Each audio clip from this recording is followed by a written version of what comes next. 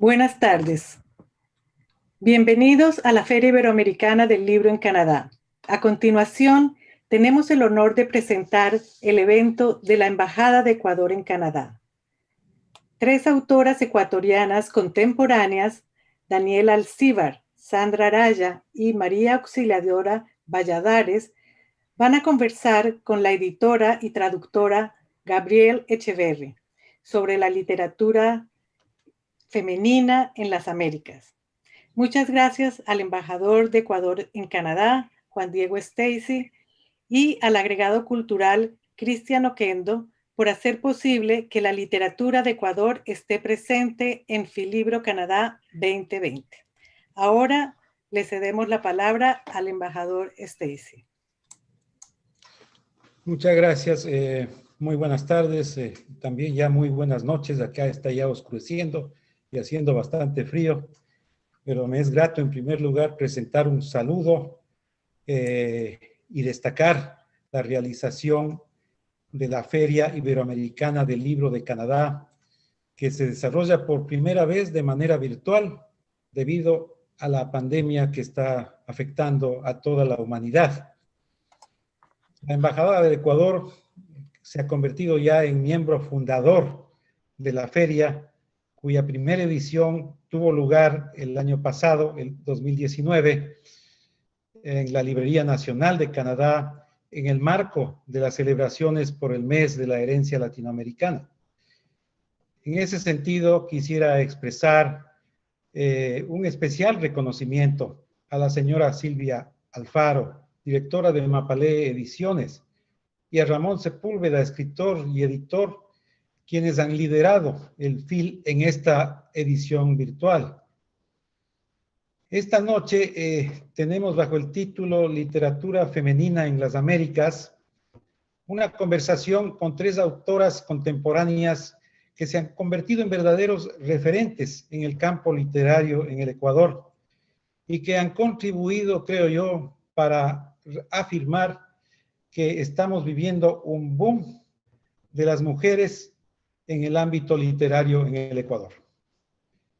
Quisiera pues presentar brevemente, si bien lo hará seguramente la moderadora posteriormente, a las tres escritoras. La primera, Daniela Alcíbar Bellolio, que es una novelista guayaquileña y directora del Centro Cultural Benjamín Carrión, el más importante del Ecuador, y quien ha sido también galardonada con el premio Joaquín Gallegos Lara en el año 2018.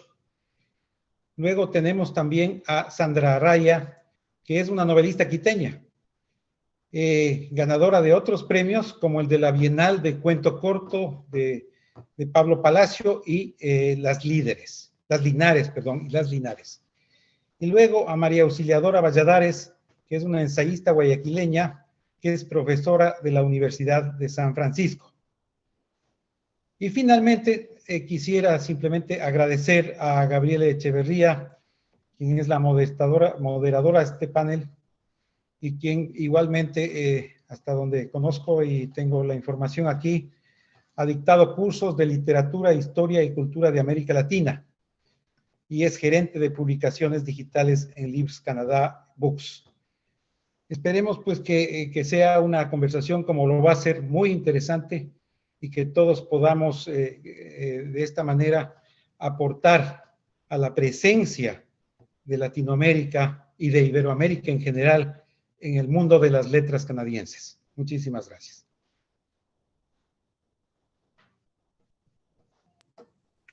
Muchas gracias, embajador Stacy. Le agradecemos mucho por su saludo especial hoy día y gracias igualmente a la Feria del Libro. Como alguien de, digamos, segunda generación latinoamericana en Canadá, es lindo ver el florecer la literatura latinoamericana acá al norte, donde mucha gente, muchos canadienses nunca pensaban ver tanta literatura y actividad cultural desde las Américas del Sur. Entonces, estamos muy contentos de estar acá hoy día. Buenas tardes y como dijo el embajador Stacy, acá más como buenas noches. Estamos ya en plena oscuridad, viene el invierno canadiense, lo que todo el mundo lo pone un poco nervioso por acá. Pero bienvenidos a todo a nuestro público hoy día y bienvenidos también a nuestras autoras que nos acompañan en línea desde Ecuador, donde espero que tienen mejor tiempo y se ve mucho más luz que tenemos acá en este momento. Entonces, yo creo que estamos listos con las presentaciones, pero lo que sí yo quería, aunque ya lo hizo el embajador Stacy, hacer una presentación más detallada de las obras, de dar sus biografías de las autoras, si no le moleste. Creo que sería interesante para el público saber un poco más de con quién estamos hablando, el tipo de la trayectoria que tienen acá en términos de su escritura y su trayectoria profesional. Entonces vamos a empezar con Daniela Alcíbar, y también como segunda generación soy un poco gringuita, entonces algunos quizás ya se han dado cuenta, entonces le pido antemano disculpas por erratas o algunas pronunciaciones medias raras, pero acá estamos haciendo lo posible. Entonces, Daniela Alcíbar, escritora y crítica literaria con doctorado por la Universidad de Buenos Aires. En 2016 publicó Para esta mañana diáfana y el libro de ensayos Para rayos, ambos publicados en Quito.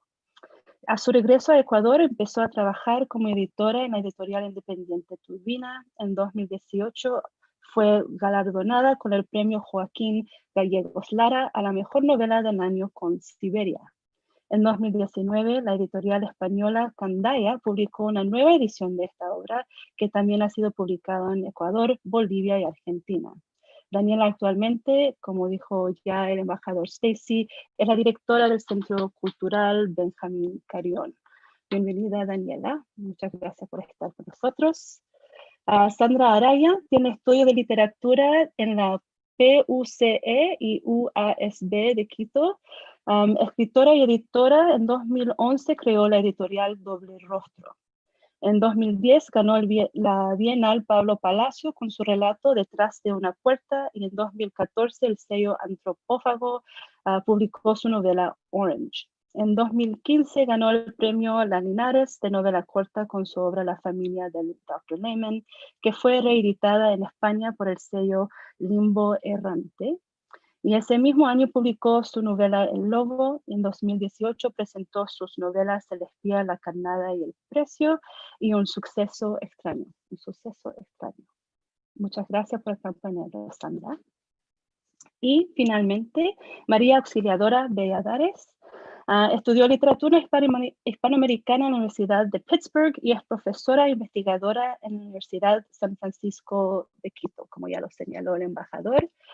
Su interés académico gira en torno a la obra de poetas latinoamericanos del siglo XX y del XXI, y ha publicado el libro de cuentos Las Vergüenzas en 2013, el ensayo Todos creados en un abrir y cerrar de ojos, lo que realmente es más que un ensayo, me parece un libro realmente completo, pero ahí hablaremos más de eso más tarde. Y también ha escrito ese ensayo, como dicen, es sobre la obra de Blanca Varela, y ella ha escrito también Poemarios Animal en 2017 y Urux, una correspondencia 2018, escrito junto a Sebastián Uril, y Guayaquil en 2019. Ella forma parte del comité editorial de la revista en línea Psicorax. ¿Así se dice? ¿Sí? ¿Psicorax? Ok, perfecto. Bueno, bienvenida María también, y gracias nuevamente a todas para estar con nosotros en línea esta tarde o noche, dependiendo de dónde estemos. Ahora nos vamos a dirigir a nuestra conversación sobre la literatura femenina en las Américas, y vamos a caracterizar el nuevo momento que vive la literatura escrita por mujeres en Ecuador, y abordar también algunas similitudes y diferencias entre la literatura y es escrita literatura en Ecuador y también es escrita por mujeres en Norteamérica, en términos muy generales en el poco tiempo que tenemos hoy día. Pero quería como empezar más hablando de este momento en las letras ecuatorianas, como se dicen, como señaló también el embajador. Lo que demuestran sus respectivas biografías, todos tienen una impresionante trayectoria literaria y editorial. En los comunicados de prensa sobre sus obras, a menudo se señala que son escritoras de una generación especial o específica, nacidas en la década de 1980 y que las plataformas de presentación de sus obras por lo general no estaban disponibles para las escritoras anteriores. Puedo empezar con Daniela, si no le molesta. Que desde su perspectiva como directora de un centro cultural y además de escritora y académica que se identifica como feminista, ¿podría describir algunas de las principales diferencias entre el momento cultural actual y la vieja guardia, o sea, the old guard, como se dice en inglés, en la literatura ecuatoriana? Hola, ¿sí se me escucha bien? Ok. Bueno, primero, buenas tardes a todas y a todos y muchas gracias por la invitación y gracias, Gabriel, por tu lectura de nuestras obras y por tu generosidad de haber aceptado moderar esta mesa. Con respecto a la pregunta, yo pensaría que a ver, primero se me ocurría poner un poquito entre signos de interrogación, digamos, esta idea de literatura femenina, ¿no?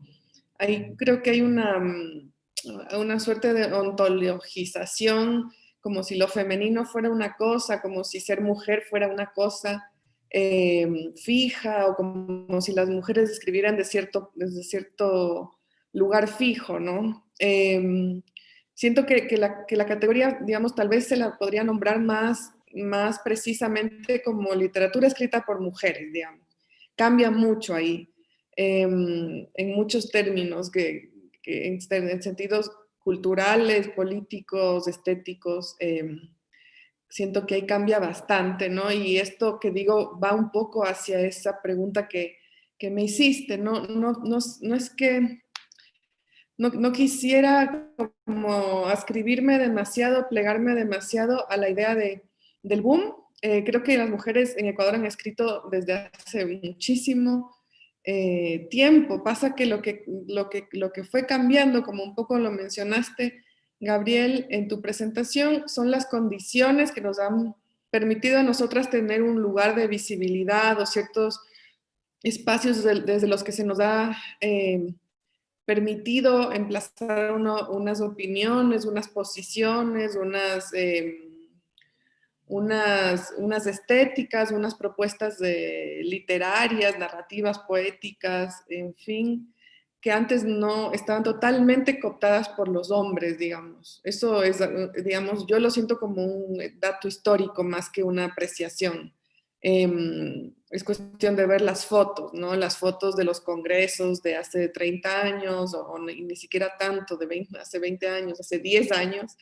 Leer los programas de los encuentros literarios hace no tanto tiempo, era leer una lista infinita de hombres donde las mujeres eran o moderadoras o meseras, digamos, no había mucho más espacio. Entonces, no es que las mujeres no hayan escrito en este país antes, sino que las condiciones del campo cultural eran totalmente adversas para que esas obras pudieran ser vistas, pudieran ser tomadas en serio, tomadas como... De hecho, sigue siendo difícil. No se trata de que tampoco ahora la cosa sea muy fácil. O sea, hay todo el tiempo una cierta postura defensiva que más o menos que adopta casi por default, porque no deja de haber intervenciones críticas de críticos hegemónicos, de críticos en espacios de poder muy, muy prominentes que siguen negando la existencia de las escritoras mujeres, ¿no? Y que dicen que las mujeres que estamos publicando fuera del país es por una cuota del del feminismo en las editoriales, y que lo que estamos haciendo es arruinar la imagen de la literatura del Ecuador afuera, como que antes hubiera sido, bueno, muy maravillosa esa imagen. Entonces, sigue habiendo ahí un tema, pero por supuesto que no lo voy a comparar a como era antes, ¿no? Eso por un lado. Y por otro lado, pienso que sí había también unas, sin decir para nada que todas las escritoras escribían en estos géneros que estaban como destinados a las mujeres, pero sí creo que había un encasillamiento, una cosa en la que nos criaron, ¿no? En la que nos educaron, que tenía que ver con los géneros que escribían las mujeres. Entonces había que escribir poesía erótica o había que escribir poesía infantil, sin desmerecer en lo absoluto esos géneros, esas formas literarias, ni mucho menos, pero sí estaba, digamos, encasillada, y esa era la literatura femenina. Por eso un poco traté de precisar esta idea, ¿no? O sea, ningún hombre que escribe sobre su, no sé, que en Saburo Oe, escribiendo sobre su hijo, nadie le dice que es literatura masculina o paternal, ¿no? En cambio, las mujeres que por ahí escribimos sobre maternidad ya es literatura femenina. Entonces, ahí se obturan, se soslayan todos los registros diferentes, todas las formas, todas las apuestas estéticas, todo lo que está rodeando a un tema que podría ser la maternidad, que se considera femenino, o a un tema que, no sé, el tema que sea, ¿no? Entonces se cierran las posibilidades y se hace una mirada gruesa de lo que las mujeres describimos, que es muy diverso. Entonces, bueno, en fin, me estoy yendo por las ramas, pero lo que quería decir es que entre el tiempo pasado, digamos, y el de hoy, lo que yo siento que cambia con mucha notoriedad es la posibilidad que tenemos las mujeres hoy, mucho mayor que antes, de tener lugares de visibilidad. No sé, yo estoy dirigiendo este centro cultural que ha sido muy masculino de sus publicaciones, en su curaduría, en general ha sido muy masculino, y estoy teniendo este espacio que no hubiera podido tener en otro tiempo, donde los poderes digamos, del machismo cultural que existe eran mucho más acentuados, y aún así, estando yo aquí hace 1 año y medio,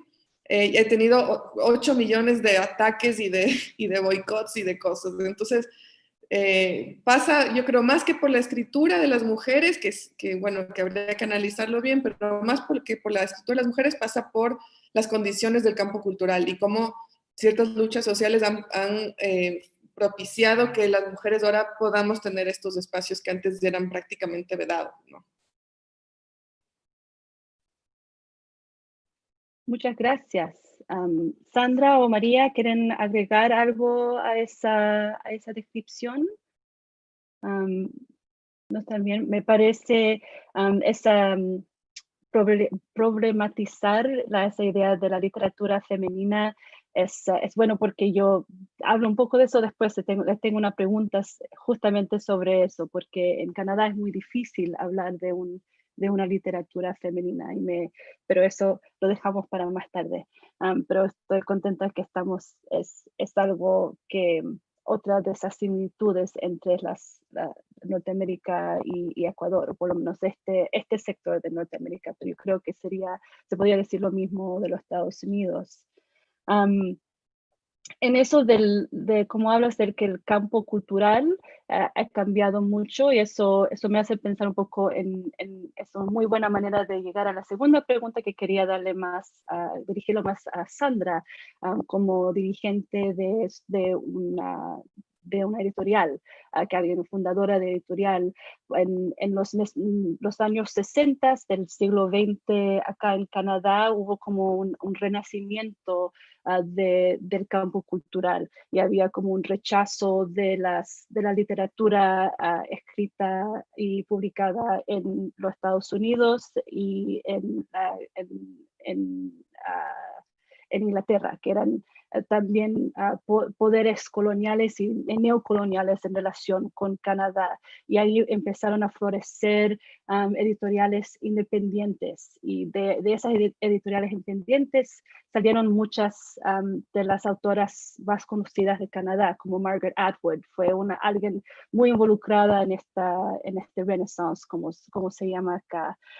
Ahora estamos entrando en una nueva ola en que hay muchos más llamados para diversidad entre de autores y lectores que quieren ver que el campo literario, el campo cultural, como he dicho, también que representa la gente que están creando y consumiendo muchos de los libros contemporáneos. Sandra, como editora, ¿has visto algo de ese tipo en Ecuador, en tu ámbito? ¿O hay algo parecido? Bueno, primero igualmente buenas tardes y agradezco muchísimo la invitación que me han hecho. Me encanta compartir el panel con María Auxiliadora y con Daniela, que son escritoras a las que quiero mucho y aprecio a nivel personal y profesional. Gracias, Gabriel, a ti también por moderar esta mesa y por haberte dado el trabajo de leer nuestros pequeños monstruitos. Bueno, ya entrando en el tema editorial. Abrir una editorial independiente creo que es complicado aquí y en la Quebrada del Ají, es muy complicado. ¿A qué se le llama una editorial independiente? A que no tenemos un aparataje enorme de una empresa que tiene secretaria, que puede tener alguien que lea los manuscritos, que tenemos un capital para pagar grandes derechos de autor, tenemos que conseguir el dinero para las impresiones que en el Ecuador son absurdamente elevados, porque todos nuestros insumos de imprenta son importados. Entonces, lo que hace la editorial independiente es buscárselas de una manera, coloquialmente dicho, rascándonos nuestras propias pulgas.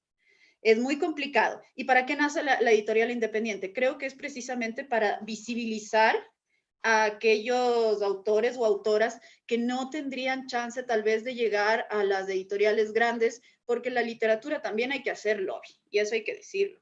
Entonces, para entrar en una editorial grande tienes que trabajar muchísimo, tal vez tu manuscrito pueda ser bueno, o tal vez no es tan bueno, pero merece la oportunidad de salir a la luz.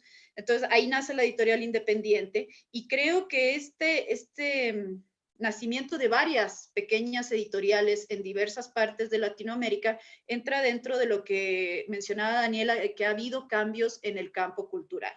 Creo que la bibliodiversidad, cuyo día se celebró hace poco, la bibliodiversidad ha ayudado precisamente a que haya mujeres que puedan ser visibilizadas, cuya escritura pueda ser visibilizada y que también no entre dentro de los mismos géneros que mencionaba también acertadamente Daniela antiguamente, en que si eras mujer tenías que escribir de romance, de erotismo o de niños. Entonces, claro, en la bibliodiversidad entra esta cuestión de que tienes que admirar o tienes que poner en pantalla, en el muestrario, otro tipo de escrituras. Ahora supuestamente está muy en boga, o no sé, porque la gente se extraña que las mujeres escriban sobre terror, el terror en Latinoamérica, el terror en la literatura de mujeres. Mary Shelley escribió Frankenstein hace cuántos siglos, entonces no es una novedad. Pero también creo que se está dando de nuevo este término del boom, el término del boom, que justo estoy releyendo la historia personal del boom de José Donoso, y que decía que el término boom fue acuñado precisamente en aquellos años, no por los que estaban dentro del supuesto círculo de elegidos, sino por sus detractores. Y el boom, la palabra boom, tiene esta connotación un poco peyorativa. El boom es una explosión porque antes no se sabía que existía y que es como un sarpullido que en algún momento va a pasar. Yo no creo que la literatura escrita por mujeres, entiéndase, no femenina, vaya a pasar, porque ahora existe un campo para que esta literatura pueda crecer, que es el mundo editorial, sea independiente o también de las grandes editoriales.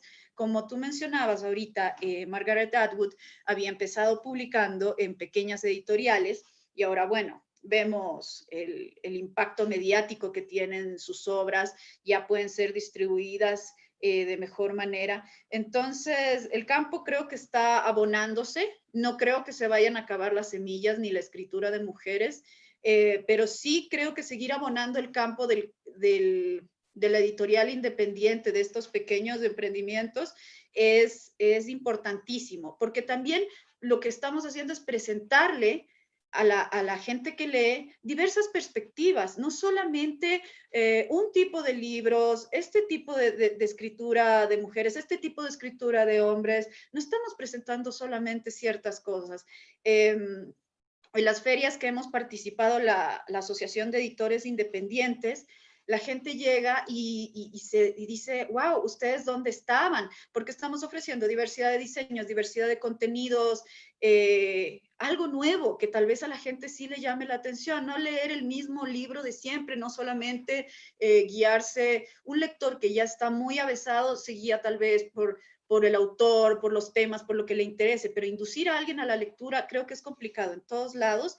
Y las editoriales independientes te ofrecen diversidad. No quiero leer lo típico, no quiero leer lo que están leyendo mis papás, no quiero leer lo que están leyendo mis amigos. Hay muchas alternativas hoy y creo que ese es el campo que hay que seguir abonando. No sé si respondí tu pregunta, Gabriel. Sí, creo que lo respondiste y es una buena perspectiva entre tu respuesta y de lo que hablaba Daniela también de su experiencia en dirigiendo este centro. También se ve que hay una idea de un boom, pero que también que es mucho trabajo, no viene fácil, no es todo, aunque estén en una situación ahora cuando tienen más visibilidad y más plataformas para creer, para diseminar sus trabajos, también hay que seguir luchando. Entonces no es que han ya llegado a un lugar de aceptancia total, que todo sea fácil, y también que yo creo que uno ve también en el ámbito canadiense ese trabajo de editoriales independientes que están tratando de dar otras voces y otras perspectivas, especialmente los lectores, porque eso es lo que quieren especialmente, por lo menos en el dicho mercado canadiense, los lectores jóvenes, los que van a ser la gente que van a seguir comprando o leyendo o consumiendo de cualquier manera esos libros, son gente joven y están buscando esas voces en este momento. No sé si es parecido en Ecuador, pero eso sí se ve más y más acá.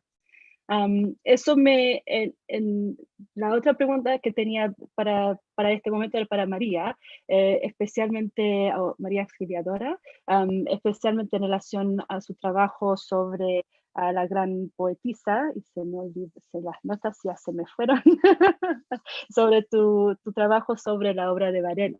Y también en tu ensayo o libro sobre su trabajo, se ve como un momento, una escritora que es muy bien reconocida, que tiene una carrera, una carrera muy illustrious, como se dice en inglés, también es ganadora de premios, es conocida por sus escritores contemporáneos que nosotros ahora pensamos que son esos, los que tenemos acá en pedestales, y ella tuvo también una carrera parece que muy buena, que le sacó satisfacción de esa carrera. ¿Ves algunos paralelos con la escritura de mujeres en Ecuador, con lo que vivió ella como escritora en su tiempo? Hola Gabriel, gracias por tu pregunta. Gracias también a los organizadores del libro, a la embajada, y a Dani y a Sandra por estar aquí. A ver, es difícil como establecer un paralelo entre la experiencia, la trayectoria de Varela y lo que está aconteciendo en el Ecuador hoy, en el sentido de que, bueno, es una escritora de otra generación. La Varela nació en 1926, y bueno, tuvo una trayectoria que fue muy particular. Ciertamente tuvo todos los reconocimientos posibles para una poeta en vida, ¿no? Sin embargo, en términos en términos de la recepción de su obra, cuando yo empecé a escribir ese libro, que fue en el año 2008, digamos, no encontraba demasiadas tesis escritas sobre su obra. Había sí algunos libros publicados que te podrás imaginar que en Ecuador, a pesar de que estamos en la frontera con el Perú, no se encontraban simplemente, ¿no? Entonces, como te decía, si bien tiene todo este reconocimiento y esta trayectoria tan nutrida, ¿no? Hasta hace unos pocos años se decía de la Varela que era una escritora de culto, ¿no? O sea, no tenía demasiados lectores en Hispanoamérica, ¿no? Claro, eso no dice demasiado de su obra. Siempre que me preguntan, yo digo que Perú se lleva los laureles respecto de la producción poética en Hispanoamérica, ¿no? Para mí el mayor poeta de la primera mitad del 20 es Vallejo, y la mejor poeta de la segunda mitad del 20 es Varela. Y claro, es una escritora fundamental. Pueden estar o no de acuerdo, digamos, con con mi top 2 o mi top 1 de la primera mitad del siglo y mi top 1 de la segunda mitad del siglo XX, pero es una escritora fundamental, ¿no? Bueno, en ese sentido, quizás un poco por acoger tu pregunta, claro, se me ocurre pensar en su situación vital un poco, ¿no? Varela publica su primer poemario de la mano de Octavio Paz, ¿no? No se publica ni en Francia, donde estaba viviendo en ese momento, finales de los 50, ni en el Perú, sino que se publica en México, en la editorial de la Universidad Veracruzana. Y entonces, bueno, quizás para replicar un poquito lo que ya han dicho la Dani y la Sandra, ¿verdad?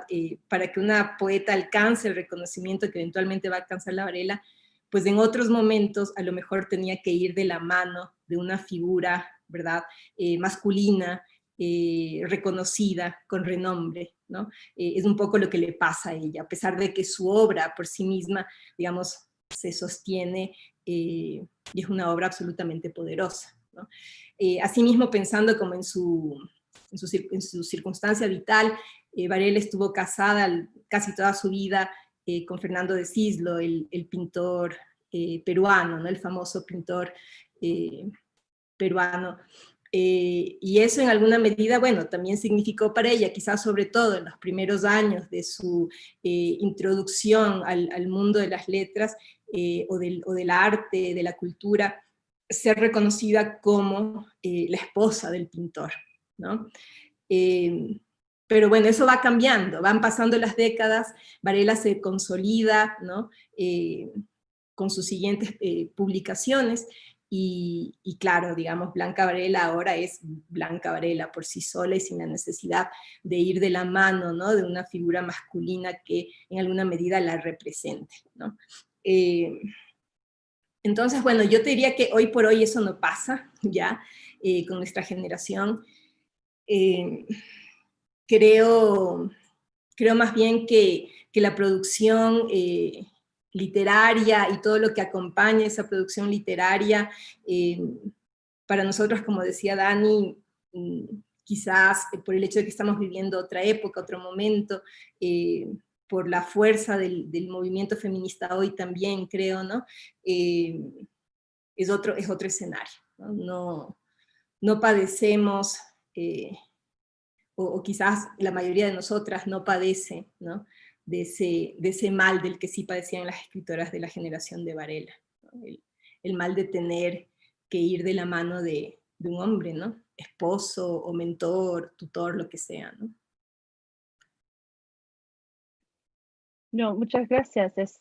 Me pareció muy interesante esa obra y la vida de esa escritora, pensando en que ella también estuvo en un momento muy específico, como hablamos del boom literario, digamos, en Ecuador, si queremos llamarlo boom por, esta noche, pero también los booms, el boom antes que pasó en Latinoamérica en los 60, 50, 60, pero también ella tuvo en ese momento muy específico, como surrealista en Europa, y ahí conoció a Octavio Paz, y tener ese esos momentos. También eso es interesante, o pensar que estar en un momento histórico, siempre, todos los momentos son históricos, pero así esos que resaltan más de alguna manera, y eso es lo que yo veía como un posible paralelismo entre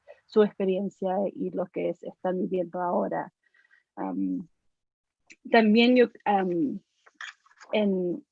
creo que es una de las frases que usas para describir su obra, es una esencia humana, que la esencia humana es que tenemos todo, es que es paradoja, así lo estoy diciendo bien. Sí. Sí, me gustó, es porque es algo también cuando estábamos hablando, usando el término literatura femenina, es muy difícil hablar de una esencia así femenina, aunque sea literaria o no. Entonces eso me hizo pensar, eso estaba pensando antes, y estoy muy contenta que ya ustedes han hablado de eso, porque acá, como había dicho, no, es muy difícil hablar de una esencia o lo que sea, una escritura, una literatura femenina canadiense. Es demasiado heterogénea para hablar de una literatura así de mujeres.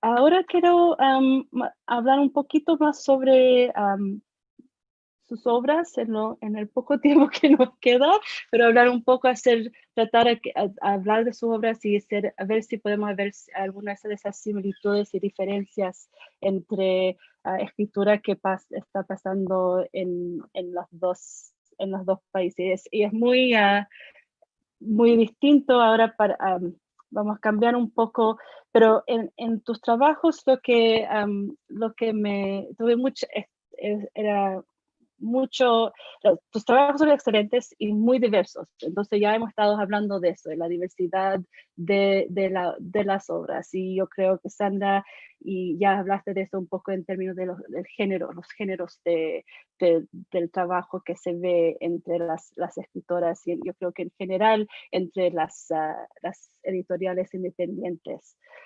Pero lo que a mí me interesó mucho era en algunas cosas son las similitudes en términos de temas que veo un poco no son paralelos exactos, pero son lo que de alguna manera se ven algunas cosas parecidas en términos de cómo las mujeres y también gente, lo que acá se llama de grupos diversos, cómo usan temas como en particular el cuerpo, el tema del cuerpo y de la naturaleza, que antes hablar del cuerpo y de la naturaleza eran maneras se usaban como estereotipos negativos de la mujer, como la naturaleza, como algo caótico que no se podía controlar. O en la literatura canadiense, antes era como algo que era amenaza a la humanidad y a la civilización, especialmente la civilización la civilización colonial. Y en el trabajo que he visto por Daniela en particular sobre en Siberia, la naturaleza tiene no tiene otra función, o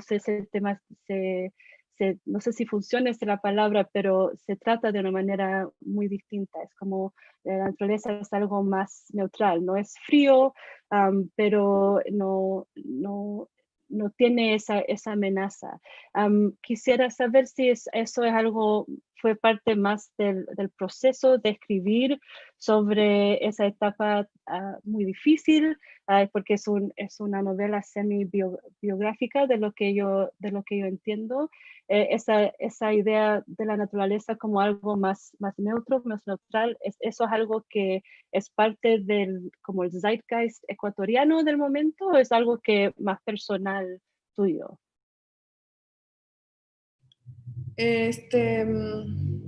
Estoy pensando, es una pregunta difícil, estoy pensando qué qué lugar tiene. Yo no sé si hablaría tanto de la naturaleza como del paisaje. Para mí es un tema ese, es el tema de mi tesis doctoral. Estoy muy atravesada afectivamente, teóricamente, estéticamente, por esta cuestión de la imagen del paisaje, ¿no? Y me gusta mucho lo que dices, esto de lo neutro del paisaje, porque creo que lo que menos hubiera querido que parezca en Siberia es que hay una cosa romántica, ¿no? Del paisaje reflejando el estado de ánimo del personaje, ni mucho menos, sino que justamente para mí la naturaleza o el paisaje son dispositivos de la absoluta exterioridad con respecto al sujeto, ¿no? La imagen como algo que aparece y no significa, como algo que aparece y no habla y no dice nada, en contraste, digamos, con este personaje que no puede parar de pensar, no puede parar de lucubrar, no puede parar de teorizar alrededor de lo que le ocurre, no puede parar de juzgar, no puede parar de pensar y no puede parar de juzgar sus pensamientos, digamos, desde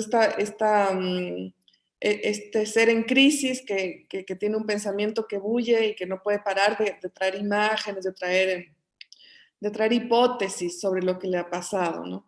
Y se topa, se encuentra todo el tiempo, se enfrenta todo el tiempo a una imagen, que es la imagen del paisaje, que se queda siempre en silencio, digamos, que no provee significados, que no provee moralejas, que no provee consuelos, pero tampoco condena, digamos. Es como tú dices, una cosa neutra, pero no porque sea indistinta, sino porque se abstiene, digamos, de toda esta humana maquinación.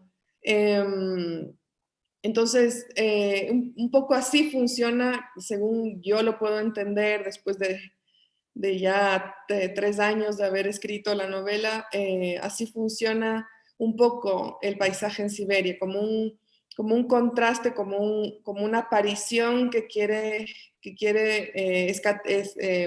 ¿cómo se dice? Escamotearle el significado, escamotear la palabra, ¿no? Me interesa mucho la aparición de la imagen en la literatura, en la narrativa específicamente, en la medida en que pone en suspenso esta naturaleza sucesiva, ¿no? Una cosa detrás de la otra, la cosa de la sucesión, el paradigma temporal del relato. Desde mi punto de vista, en algunas ocasiones, la imagen y la imagen del paisaje más específicamente viene a romper eso, viene a romper esa diacronía y aparece una pura simultaneidad de imagen, ¿no? Entonces también es un tema que me interesa en ese sentido y que creo que así funciona un poco en Siberia.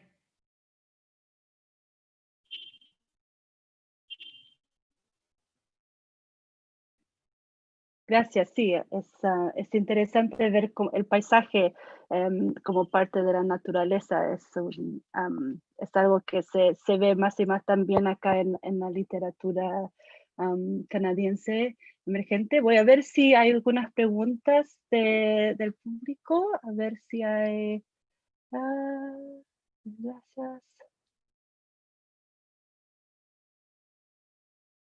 No, parece que no, pero si quieren quedan unos 5 minutos. Si alguien quiere hacer una pregunta, pueden, pueden hacerlo por la función de chat o Q&A acá por Zoom. Pero si no hay preguntas, tengo varias preguntas más, pero no creo que vamos a llegar a todas. Pero quiero seguir sobre el tema de algunas similitudes entre las escrituras de Norteamérica y Latinoamérica. Y entonces ya hemos hablado un poco de la naturaleza y paisaje y cómo ahora de alguna manera se están repensando. El cuerpo también creo que es otro que se ve mucho, que una manera también que las mujeres en particular están tomando reinventando las, como se dice en inglés, the tropes del cuerpo.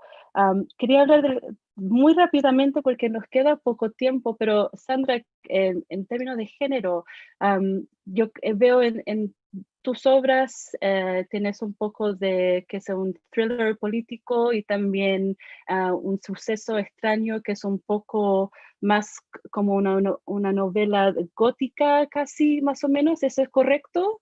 Así es una buena manera de caracterizarla. Pero eso se ha usado mucho acá también por escritoras y escritores indígenas, más que nada, que usan esas tipos de géneros para abordar cosas, sujetos más difíciles, como el abuso de niños, como el sistema de escuelas residenciales en Canadá, donde se llevaban niños indígenas para que aprendieran el inglés y que se olvidaran de sus culturas. ¿Hay algo parecido en el uso de esos géneros?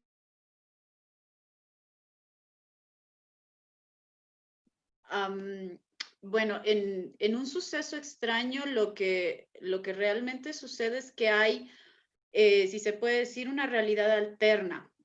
Un suceso extraño podría ser quizás la obra, bueno, no podría decir que sea la más autobiográfica, pero sí se acerca muchísimo a una visión mía, una mujer que vive en una casa enorme, con muchos perros, con una madre que siempre le está contando historias de terror y con un niño. Pero me dicen, pero si tu vida no es mala. No, claro que no es mala. Mi vida, yo me considero muy afortunada y privilegiada frente a gente que realmente la pasa mal, pero a mí me gusta mucho pensar en esta imagen de esta serie Stranger Things, en la cual había una realidad alternativa que era oscura, que era completamente oscura. Están los mismos paisajes y podrían existir hasta los mismos personajes, pero es una dimensión distinta que uno alcanza a ver solamente por intuición, que solamente tanteas con la intuición, con la conciencia de que siempre estás haciendo algo mal. El problema fundamental en un suceso extraño es que esta mujer hada cree que siempre hay algo malo y cree que eso malo es de ella. Realmente, a eso llegamos. Mi tratamiento del cuerpo siempre va a ir en el sentido de el desdoblamiento, de hasta qué capacidad tienes tú de llegar a un nivel de monstruosidad o a un nivel de bondad. Esas son las cuestiones que más me preocupan. Y hablabas del thriller político. Sí, y del tema de los fantasmas. En un suceso extraño se pone de manifiesto algo de que nosotros somos, en cierta forma, los fantasmas de los que una vez fuimos. Y esa idea me surgió precisamente en una presentación de un libro que estaba Mariuxi sentada al lado mío.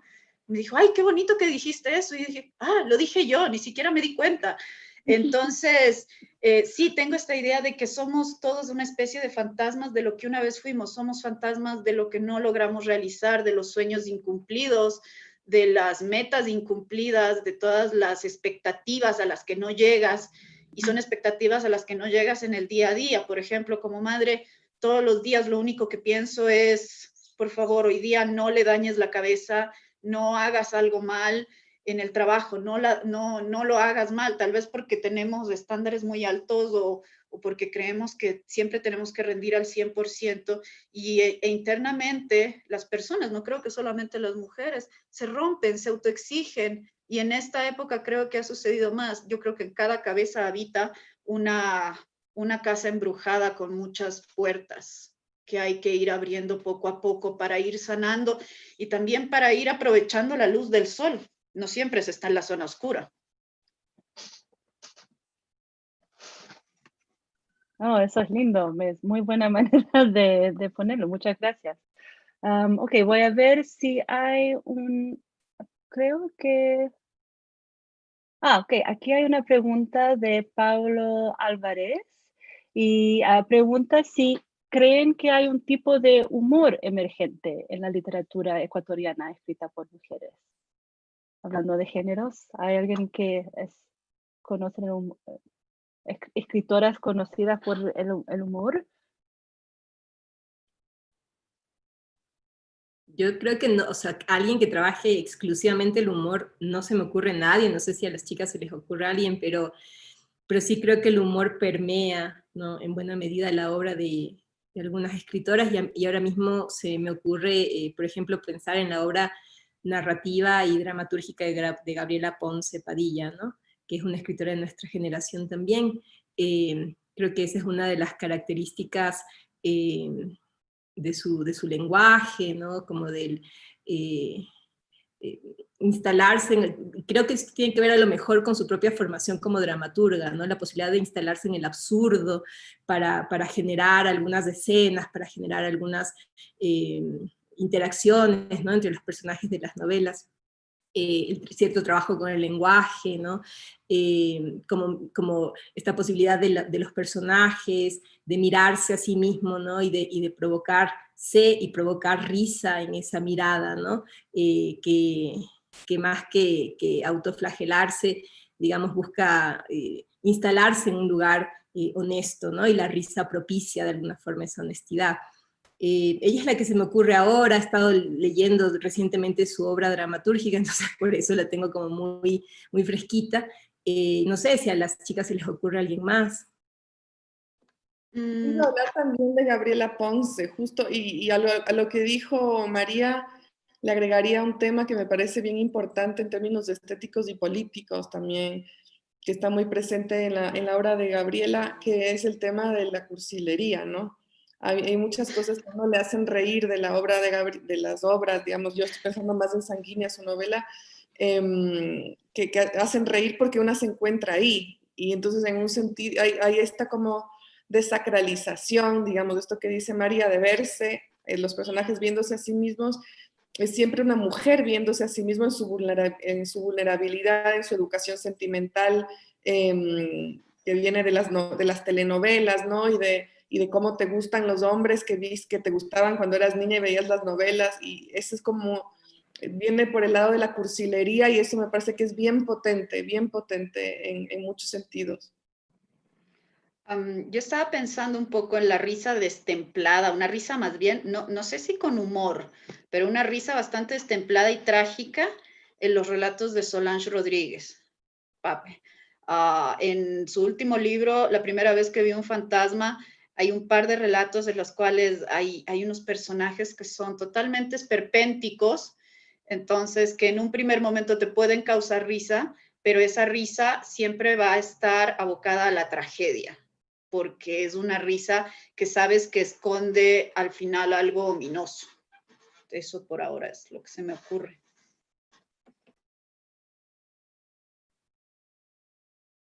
Muchas gracias. Voy a ver una última miradita. Parece que esa es la última pregunta, la única pregunta de... Oh, quizás uno más. Acá tenemos otro.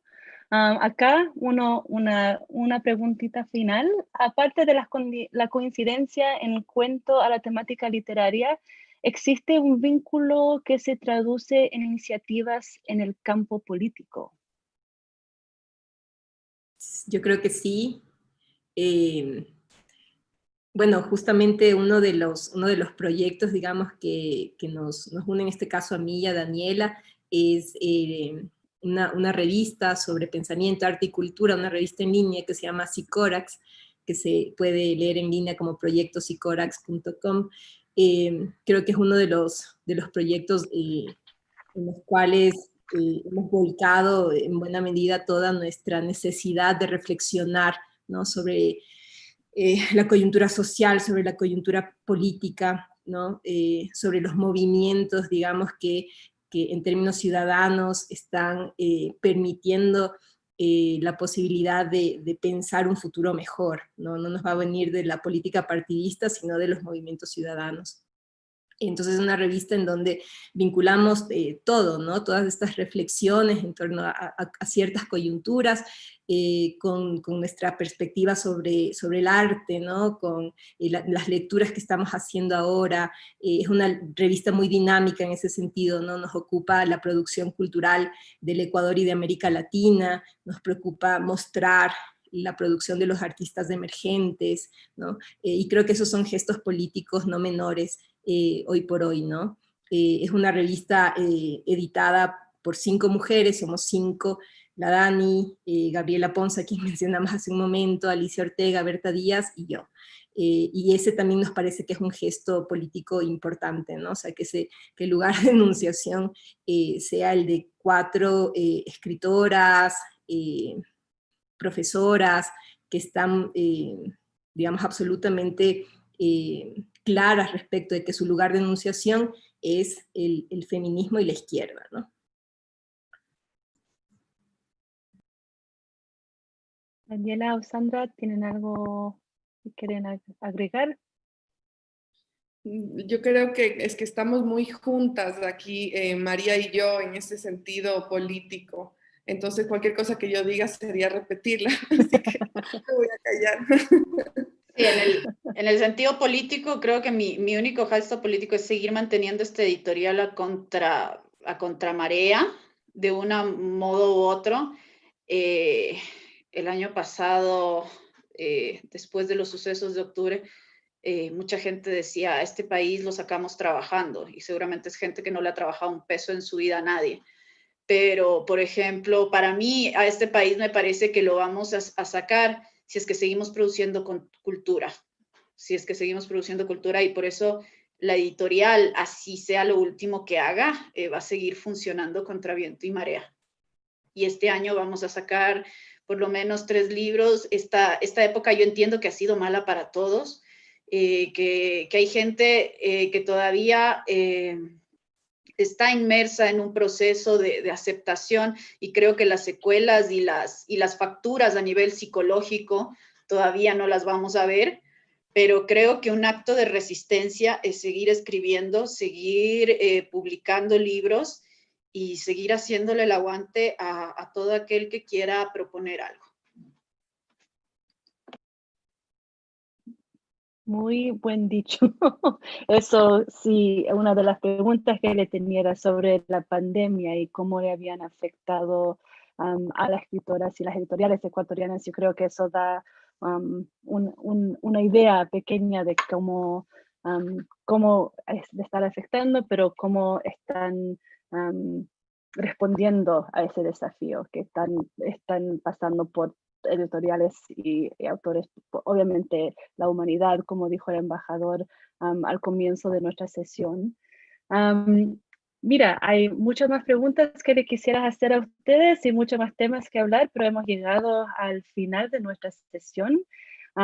Quiero agradecerles de nuevo por su participación a las 3, María, Daniela, Sandra. Muchas gracias a la Embajada de Ecuador en Canadá por auspiciarnos esta tarde, y también a la Feria de Libros, que han hecho un trabajo espectacular con este programa virtual. Y esperamos saber mucho más de ustedes en los meses y años que vienen.